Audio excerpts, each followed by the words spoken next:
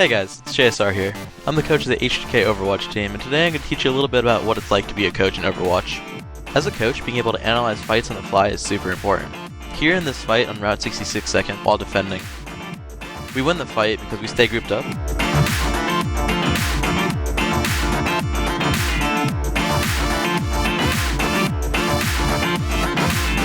Marissa calls for her speed boost from Blam, and we hard aggress to their backline. From my perspective, watching that fight, it was really well played from our team. Even though we used 4 ults, they were pretty necessary for us to secure the fight. This second fight on Route 66 defense was a little bit strange. It started off extremely well for us by a solid pick by Jordan, and the fight started to push in the other team's favor when Kresnik charged a little too far, and our team couldn't follow up. I will take them all on!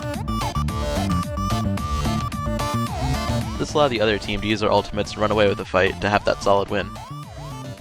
Since all the players couldn't die together and were super staggered during the fight, we noticed that we couldn't recontest and they forced us to hold last. Holding last was a great choice by us since we knew we had that huge ult advantage, which we could start snowballing our defensive holds. We decided to rush in with another speed boosted Death Blossom and start to clean up the fight, securing our defensive ults for the next push. After we win the fight, all the team starts to regroup on the top to make sure we're ready for the next hold, still having those 3 ultimates available from Bird, Esper, and Blam.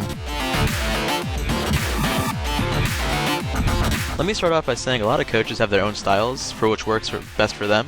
I'm just going to teach you a little bit about my style and some of the crucial factors that I think go into coaching.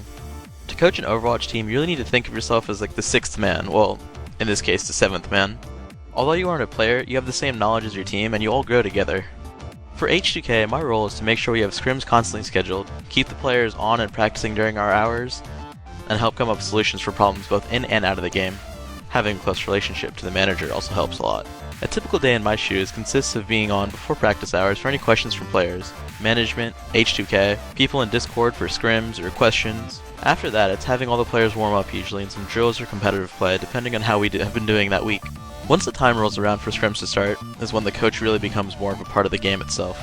Typically the coach sets up the lobby, invites the teams, and as soon as the game loads, the coach is right there with them.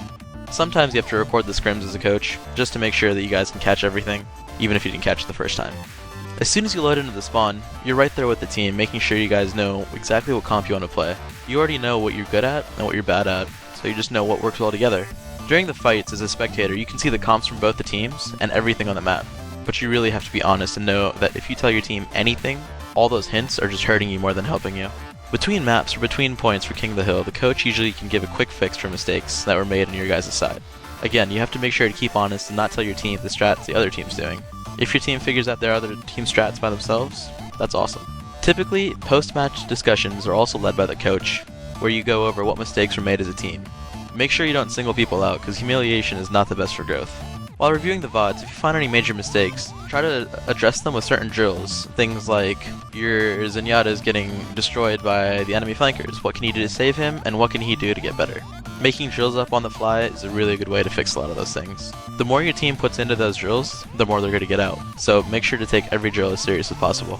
At the end of the day, remember that you're not just a coach, you're also an Overwatch player, so have fun with it. Thank you guys for watching, and hopefully to all the aspiring coaches out there, you learned a little bit that you can add to your own coaching style. And if you enjoyed, please like and subscribe. If you have any questions, feel free to message me on Discord, or follow my Twitter at JSRHunts. And as always, hashtag H2K win.